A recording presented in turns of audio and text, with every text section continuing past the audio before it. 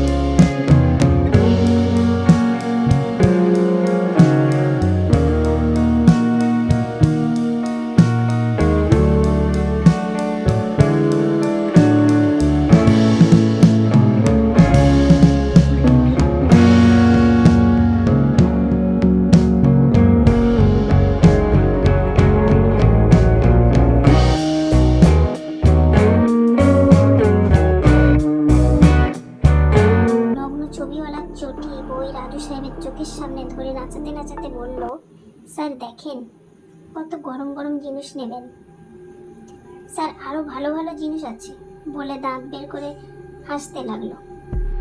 এবার রাজু সাহেব চোখ বড় বড় করে এমনভাবে তাকালেন যে ছেলেটা প্রায় পালিয়ে বাঁচল। উনি এবার নিজের ব্যাগ থেকে একটা শরৎ সাহিত্য সমগ্র বের করে পড়তে শুরু করে দিলেন।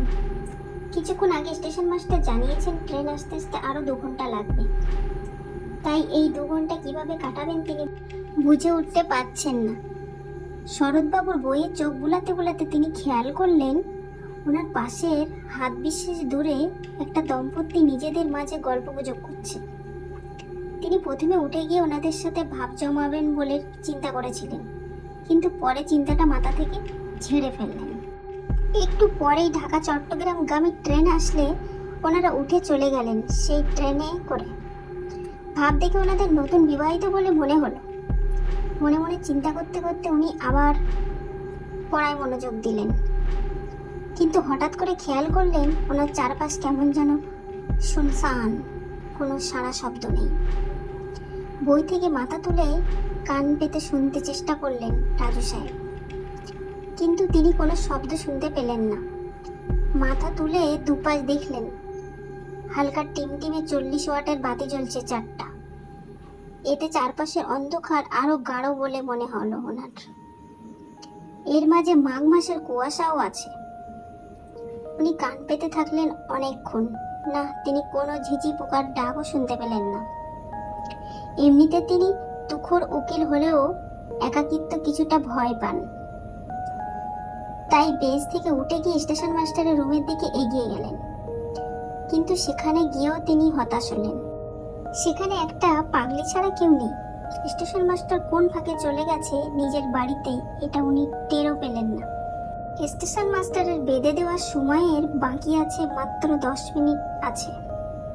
তিনি ঘড়ি দেখতে দেখতে এসে বললেন ওনার আগের সিটে এবং বসতে গিয়ে হঠাৎ দেখলেন ওনার পাশে এক বৃদ্ধা মহিলা বসে আছেন।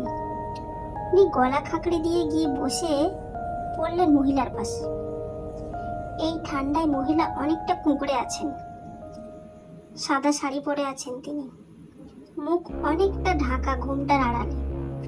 রাজু সাহেব ভাবতে লাগলেন এই শুনশান রাতে মহিলা বসে আছেন কেন? কে তিনি? কেন এলেন এখানে? এমনটা ভাবতে ভাবতেই মহিলা নিজে নিজেই বললেন, ভাবছেন তো কেন আমি এখানে? শুনেই রাজু সাহেব বেশ চমকে উঠলেন। মহিলার গলার আওয়াজ অনেক ভাঙ্গা, শুনে মনে হচ্ছে উনি অনেক কষ্ট করে কথা বলছেন। কথাটা বলেই তিনি রাজু সাহেবের দিকে তাকালেন। রাজু সাহেব সেই দৃষ্টির দিকে বেশিক্ষণ তাকিয়ে থাকতে পারলেন না। ভয়ে শরীরের ভিতরটা ঘেমে উঠল ওনার এই শীতের মাঝে। তিনি ভেবেছিলেন কোনো এক ভূত ওনার পাশে বসে থাকবে। আস্ত মানুষ দেখে কিছুটা স্বস্তি পেলেও মহিলার চোখ দুটি দেখে উনি ভয় পেয়ে গেলেন। আমি সুনামগঞ্জ যাব বাবা, সেখানে আমার ছেলের কাছে যাব। শুনেছি ট্রেন আসতে অনেকক্ষণ বাকি, তাই আমি ঘর থেকে বের হয়েছি দেরিতে। এখন আসলাম, ঘরের পাশেই মাস্টার সাহেব থাকেন। তিনি আমাকে বললেন 5 মিনিট পরেই ট্রেন আসবে, তাই আমি চলে আসলাম। আপনার কোনো অসুবিধা নেই তো এখানে বসলে? বলেই জল জল চোখ তাকালেন বৃদ্ধা রাজু সাহেবের দিকে। রাজু সাহেবের বেশ অস্বস্তি হলো এই প্রশ্ন শুনে। তিনি মনে মনে অনেক কিছু চিন্তা করলেও ভদ্রতার খাতিরে বললেন, না না, কোনো সমস্যা নেই, আপনি বসেন। আমি তো এখানে বসার সিট দখল করে রাখতে আসিনি। বলে বইটা খুলে পড়তে শুরু করে দিলেন। আর মিনিট খানেক পরেই ট্রেন আসলো। তিনি টবগির সামনে একটা সিটে বসেছিলেন। টবগিটা এসে থামলো ওনার সামনে। উনি আস্তে করে ট্রেনে উঠে পড়লেন। ওনার পিছু পিছু বৃদ্ধ মহিলা উঠে পড়লেন। ওনাদের সিট একই বগিতে পড়েছে এবং যথারীতি সেই বগিতে আর কোনো মানুষজন নেই। সিটে বসে রাজু সাহেব বইটা ব্যাগে ঢুকিয়ে আস্তে করে ঘুমিয়ে পড়বেন বলে মনস্থির করলেন। তিনি বই ব্যাগ গুছিয়ে বসতে যাবেন এমন সময় স্টেশন মাস্টারের রুমে বসে থাকা সেই পাগলি রাজু সাহেবের বগির বাইরে থেকে জানালা দিয়ে রাজু সাহেবকে চিৎকার করে বলতে লাগলো, ওই তুই যাস না এই ট্রেনে, এই ট্রেন তোর লাইগা আহে নাই, এটা তোরে শেষ কইরা দিব, তুই যাস না, অমঙ্গল হইব, ঘোর অমঙ্গল। চিৎকার করে বলতে বলতে ট্রেন ছেড়ে দিল। রাজু সাহেব মনে মনে পাগলের প্রলাপ মনে করে হেসে ব্যাগটা মাথার উপর জাদ্দুকে রেখে হেলান দিয়ে ঘুমানোর চেষ্টা করলেন। ততক্ষণে ট্রেনের গতি পেরিয়ে গেল লাক্সাম স্টেশন। কিন্তু একটা গুনগুন শব্দে রাজু সাহেবের ঘুম ভেঙে গেল। তিনি গলা বাড়িয়ে বাইরে তাকিয়ে দেখলেন ওনার বগি থেমে আছে। ট্রেন চলছে না। চারিদিকে প্রচন্ড বাতাসে শস্যের শব্দ হচ্ছে। এই শব্দে ওনার ঘুম ভেঙে গেল। উনি উঠে বাইরে যাবার গেটের দিকে গেলেন। অনেক কষ্টে সেই গেট খুলে যা দেখলেন, ওনার তাতে হার্টবিট বেড়ে গেল কয়েক গুণ। দেখলেন ওনার বগির কোনো দিকেই কোনো বগি নেই।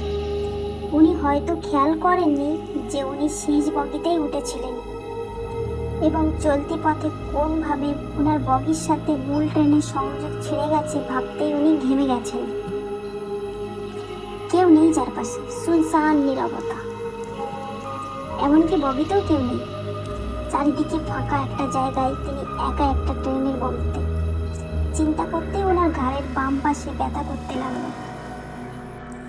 ওনার কয়েক বছর ধরেই হাই প্রেশার। উনি বুঝতেই পারলেন না উনি কি করবেন। মাথার ওপর আকাশ ছাড়া কিছুই তিনি ভালোভাবে খেয়াল করতে পারছেন না। বগিতেও বসে থাকতে পারছেন না। অন্ধকার বগি, বাইরে ঝড়, এবং এমন সময় হঠাৎ করে ঝড় থেমে গেল। উনি এবার সত্যি ভয় পেয়ে গেলেন এবং ঠিক সেই সময় খুট করে একটা শব্দ হলো। শব্দটা এসেছে বগির পেছন দিক থেকে। উনি সেখানে দাঁড়িয়ে আছেন, সেখানেই বিপরীত দিক থেকে। তিনি ভালোভাবে খেয়াল করতে চেষ্টা করলেন। দেখলেন সেই ঘুমটা পড়া বিদ্যা এসে সামনে দাঁড়ালো ওনার এবং ওনার গলা চেপে ধরে প্রচন্ড শক্তিতে এক ঝটকায় ওনার ঘুম ভেঙে গেল। উনি এতক্ষণ স্বপ্ন দেখছিলেন। বইটা কোলের উপর রেখেই তিনি ঘুমিয়েছিলেন। চারপাশে সেই কোলাহল শুনে শরীরে কিছুটা শক্তি পেলেন। তারপর দেখলেন ওনার সামনে এসে দাঁড়িয়েছে সিলেটগামী ট্রেন। ওনার বগি নাম্বার ট। উনি দেরি না করে উঠে পড়লেন ওনার বগিতে। ওনার জিনিসপত্র গুছিয়ে নিতে নিতেই তিনি একটা চিৎকার শুনতে পেলেন বাইরে। কোথেকে একটা পাগলি এসে চিৎকার করে বলতে লাগলো, ওই তুই যাস না এই ট্রেনে, এই ট্রেন তোর লাইগা আহে নাই, এটা তোরে শেষ কইরা দিব, তুই যাস না, অমঙ্গল হইব, ঘোর অমঙ্গল।